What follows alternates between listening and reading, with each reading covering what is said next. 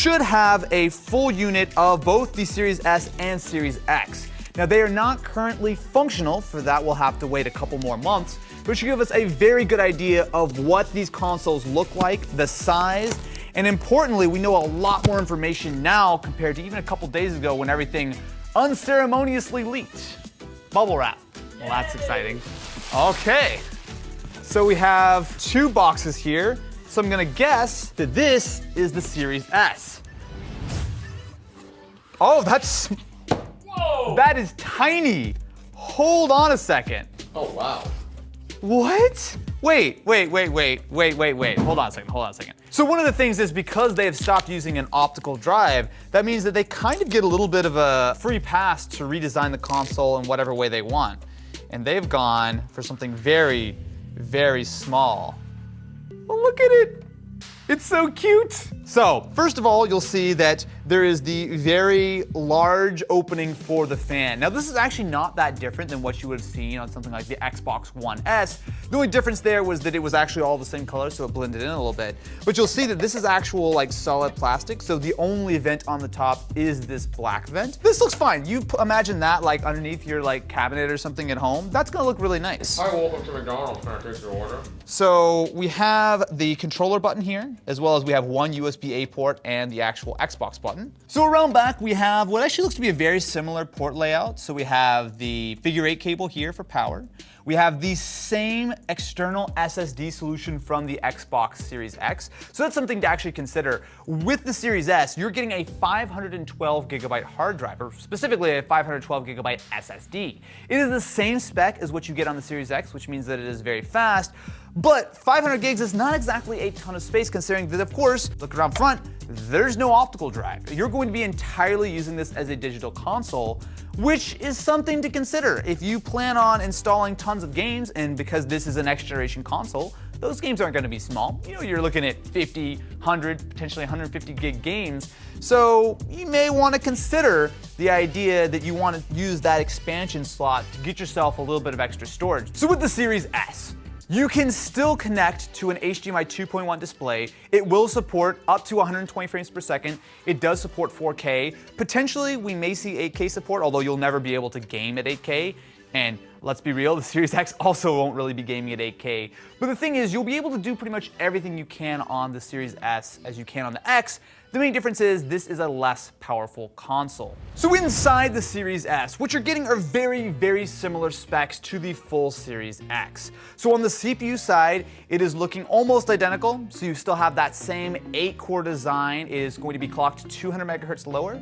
So you're looking at 3.4 to 3.6 compared to 3.6 to 3.8. Honestly, you're not going to notice whatsoever. It does have that same style of the Xbox Velocity architecture, so you have a standard SSD. It is not going to be any slower, it's just smaller, but that shouldn't make any difference to performance at all. Really, where the cutbacks are going from X to S are really twofold. So it's a smaller console, and that is largely because it has what I'm sure is a much simpler cooling solution. In fact, actually, Microsoft have already released a little bit of a breakdown of what's inside this console. And if you look at it compared to the Series X breakdown, there is a much smaller cooling solution, which makes sense because inside we have a much smaller GPU. So where the Series X has a 52 CU model of the AMD RDNA 2.0 GPU, this only has 20 CUs, which means that when you actually run the numbers with the clock speed, means that this will give you about 4 teraflops of performance compared to 12 teraflops on the Xbox Series X. Now you might think, 1/3 the graphics seems like that's a big cut, and of course it is, but to get down to this lower price point, that ultimately is going to be a huge part of how they've done that. So sure, when you look at a $300 price point and go, oh no, it's so much less powerful on the graphics side, that seems like a big step down, but this is targeting 1440p at 60 FPS, which is not that far off of the 4K 60 that the Series X is aiming for. And of course, keep in mind that both of these consoles are still capable of 120 frames per second. In fact, they actually released a demo of Gears 5 running on the Series S at 120 FPS. So for a little size comparison, why don't we put the Series S beside the OG Xbox One? That's a lot bigger. Can you see that?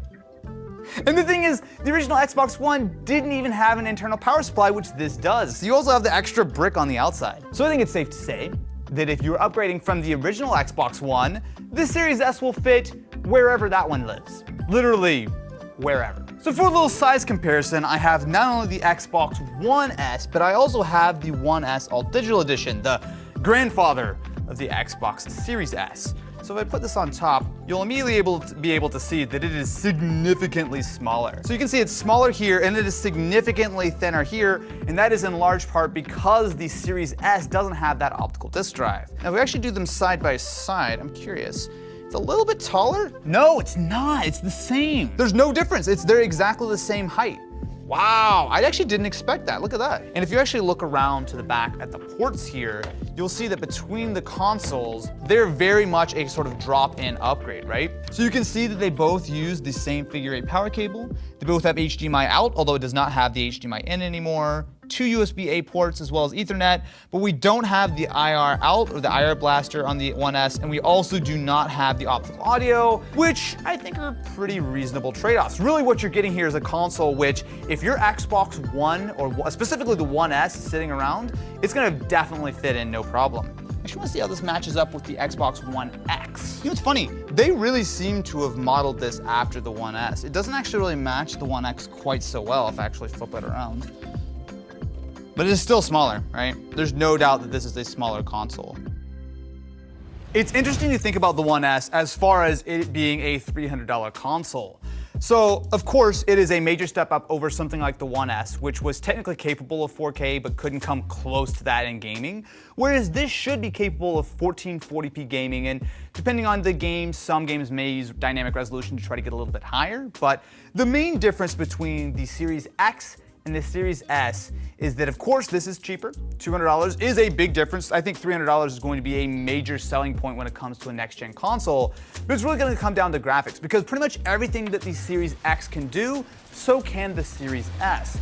However, with those lower-end graphics, essentially what you're going to be doing is you're going to be running games at maybe slightly lower settings, but mostly a lower resolution. So you should see a very similar performance between the two. Now, of course, that is all with a huge grain of salt that we have not actually tried the Series S yet. We don't know exactly what games will look like, and we don't know how severe the cuts are going to be. On the surface, a GPU which is 1/3 as powerful does sound like a major cutback.